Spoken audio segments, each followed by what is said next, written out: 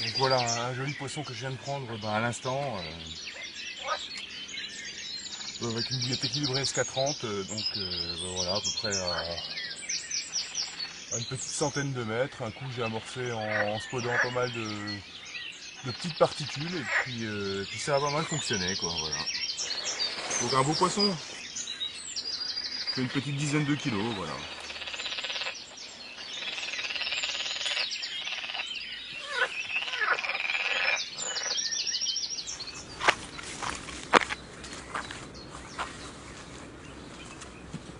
Bonjour, je suis à la pêche depuis quelques jours dans un plan d'eau de ma région et puis les poissons sont en activité et j'ai un peu de difficulté à les maintenir sur le coup.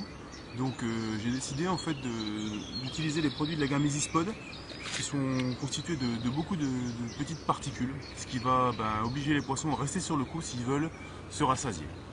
Donc là j'utilise du Milk Explosion, donc c'est un produit très très simple d'utilisation. Donc dedans on remarque qu'il y a une multitude de graines différentes. Et puis ce produit là donc il est sec au départ.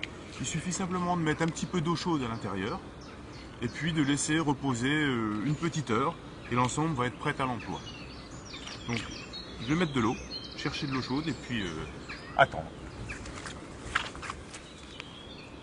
Donc on met de l'eau chaude, à peu près, on remplit pas le seau mais on laisse 1 ou 2 cm par rapport au bord du seau, voilà.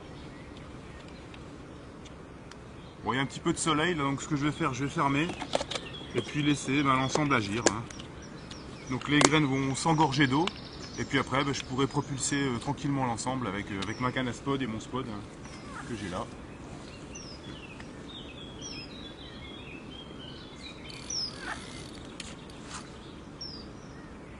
Donc voilà, je vais propulser l'ensemble ensuite avec ma canne à spod, le spod. Puis là je pêche à peu près une petite centaine de mètres, un petit peu moins de 100 mètres, au pied d'une île.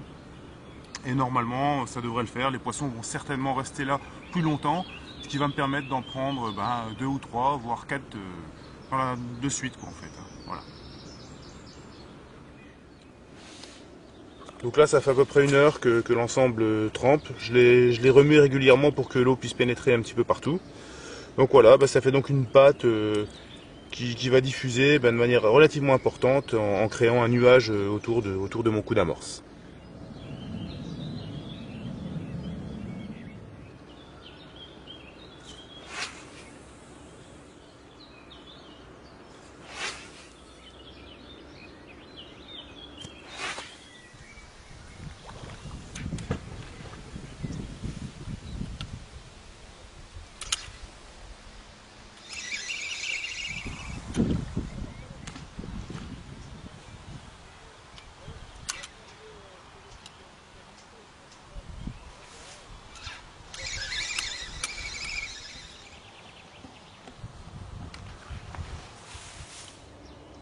Donc là on voit très très bien les petites particules et le nuage créé par l'EasySpod.